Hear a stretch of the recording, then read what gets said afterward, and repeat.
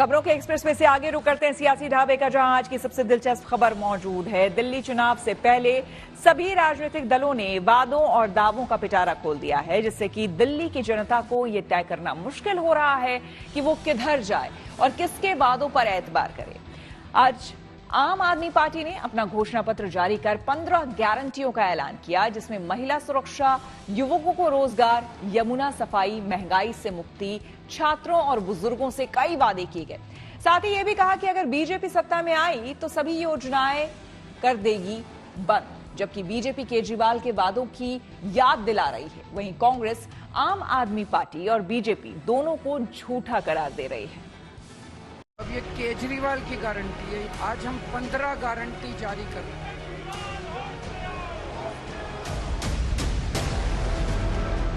दिल्ली में विधानसभा चुनाव की वोटिंग के लिए अब हफ्ता भर बचा है, लेकिन अभी भी वादों और दावों की झड़ी लगी है। आज भी आम आदमी पार्टी के संयोजक अरविंद केजरीवाल ने मैनिफेस्टो जारी करके वादों का पिटारा खोल दिया। केजरीवाल ने अपने घोषणा पत्र में 15 गारंटी का ऐलान करते हुए रोजगार, शिक्षा, स्वास्थ्य और महिला सम्मान पर बड़े वादे किए। किस तरह से दिल्ली के एक एक बच्चे को रोजगार दिया जाएगा, तो सबसे पहली है रोजगार की गारंटी। दूसरी गारंटी है महिला सम्मान योजना। तीसरी गारंटी है संजीवनी योजना। मैं उन सभी बुजुर्गों को यह आश्वासन देना चाहता हूं कि आपका बेटा जब तक जिंदा है, आपका मैं अच्छे से अच्छा इलाज कराऊंगा। केजरीवाल घोषणा पत्र जारी करते हुए ये कहने से भी नहीं चूके कि अगर बीजेपी दिल्ली की सत्ता में आ गई तो मुफ्त की सारी योजनाएं बंद कर देगी। इस पर बीजेपी ने भी पलटवार किया। 5,000 रुपए बिजली का एडिशनल खर्चा आने लगेगा अगर आपने कमल का बटन दबा दिया। 10,000 रुपए एडिशनल खर्चा आने लगेगा अगर आपने कमल का बटन दबा दिया स्कूल की शिक्षा की वजह से। 2,000 रुपए फ्री पानी की वजह से बचत हो रही है। मोहल्ला क्लिनिक बंद हो जाने की वजह से कम 4-5 हजार रुपए तो हमारा दवाइयों का, डॉक्टर का, इलाज का खर्चा महीने का आ ही जाता है हर परिवार का। तो 22,000 हो गए और महिलाओं के फ्री बस से 2-2.5 हजार रुपए वो हो गए, तो 25,000 रुपए हर महीने आम आदमी पार्टी की सरकार की वजह से दिल्ली के लोगों को बचत हो रही है। रोज नई घोषणा, रोज नए झूठ, रोज नए वायदे, इनके किसी भी प्रचार प्रसार में इन्होंने काम क्या किया है? 11 साल में क्या काम गरीबों के लिए किया, किसानों के लिए किया, बुजुर्गों के लिए किया, महिलाओं के लिए किया? वो 11 साल में कोई काम नहीं बता रहे। मैं करूंगा करूंगा करूंगा करूंगा करते जा रहे हैं। दिल्ली की जनता कब तक सहन करेगी, कब तक वो विश्वास करेगी? इतना झूठा व्यक्ति जो रोज नए झूठ बोलते हैं। कांग्रेस ने आम आदमी पार्टी और बीजेपी दोनों को झूठा बताया और कहा कि दोनों पार्टियां पैसा बांटकर वोट बटोरना चाहती हैं। पैसे दोनों पार्टी बांट रही है। हमको तो पता नहीं परवेज जी को 500 की कहां से खबर है। हमारे तो लोगों ने सीधे सीधे 1,000 रुपए बंटने की बात की है। परवेज जी स्वयं 1,000 रुपया बांट रहे हैं, तो वो क्या उंगली किसी पे उठा रहे हैं? उन्हें तो खुश होना चाहिए कि आम आदमी पार्टी 100 रुपया कम बांट रही है। मैं तो सिर्फ कांग्रेस जितने हमारे वोटर हैं उनसे कहूंगा, कोई लोग पहले लोग कहते थे कि इनका पैसा ले लो लेकिन वोट कहीं देना। मैं तो ये भी नहीं कहूंगा, मैं तो कहूंगा इन लोगों का पैसा इनके मुंह पे फेंको। जिन लोगों की पाप की कमाई है, पाप की कमाई किसी की लेनी नहीं चाहिए।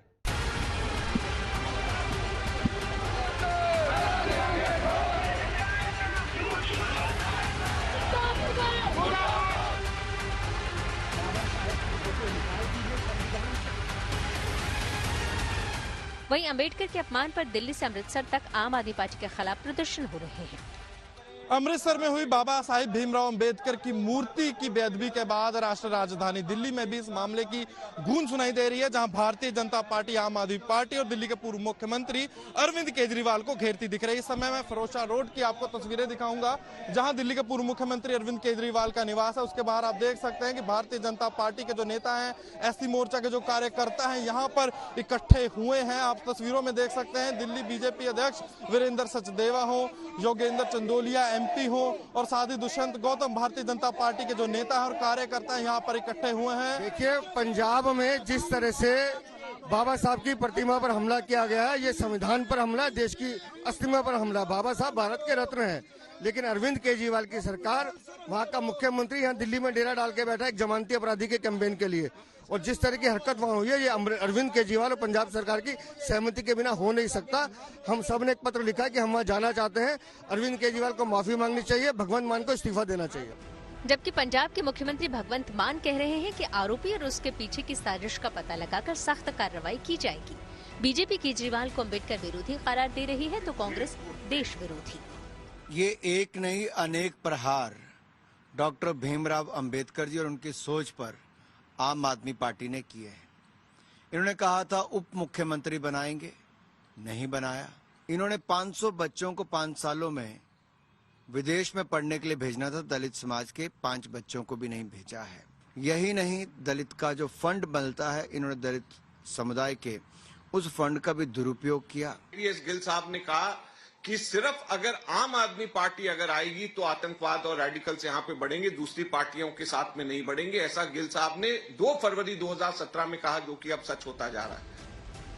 आरोपी ने बाबा साहेब की मूर्ति क्यों तोड़ी, इसकी पूरी पड़ताल बाकी है, लेकिन इस हमले पर सियासत पंजाब से दिल्ली तक उबल पड़ी है। मौका चुनाव का है, इसलिए सभी पार्टियां किसी भी मुद्दे को हाथ से फिसलने नहीं देना चाहती। इसका जनता पर कितना असर होता है, ये फिलहाल कहना मुश्किल है। Bureau report, good news today.